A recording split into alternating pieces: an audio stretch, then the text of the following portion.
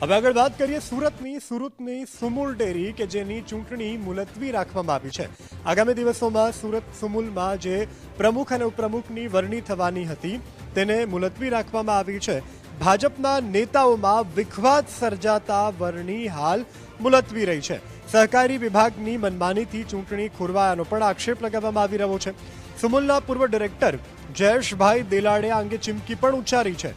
10 દિવસમાં જો ચૂંટણી નહીં થાય તો ઉગ્ર આંદોલન કરવાની પણ ચીમકી તેઓ દ્વારા ઉચ્ચારવામાં આવી છે। ચૂંટણી અચાનક મુલતવી રખાતા ભારે વિવાદ પણ સર્જાયો છે।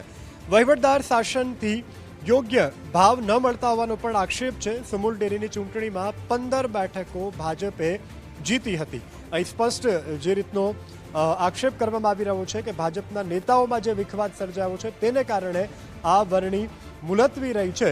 હાલ વહીવટદારોનું શાસન હોવાથી યોગ્ય ભાવ ન મળતા હોવાના પણ આક્ષેપો થઈ રહ્યા છે।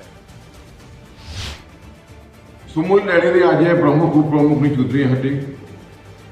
જે રીતે મેન્ડેટ આપવામાં ભારતીય જનતા પાર્ટીમાં જે યાદગાર સ્થળે થઈ છે અને કારણે આજે આ પ્રમુખ ઉપપ્રમુખની ચૂંટણી મુલતવી રાખી છે।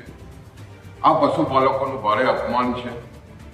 1 વર્ષથી સહકાર વિભાગની મનમાનીને કારણે ચૂંટણી ન થવાને કારણે વહીવટદાર મુકાયા। વહીવટદારની મુદત 12મી ઓગસ્ટે પતી હતી, છતાં મુદતો લંબાવવામાં નથી આવી।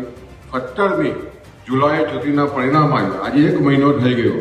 પ્રમુખ ઉપપ્રમુખની ચૂંટણીની તારીખો જાહેર થઈ, જે રીતે આજે ચૂંટણી રદ કરવામાં આવી છે, પશુપાલકોનું ભારે અપમાન કરવામાં આવ્યું છે।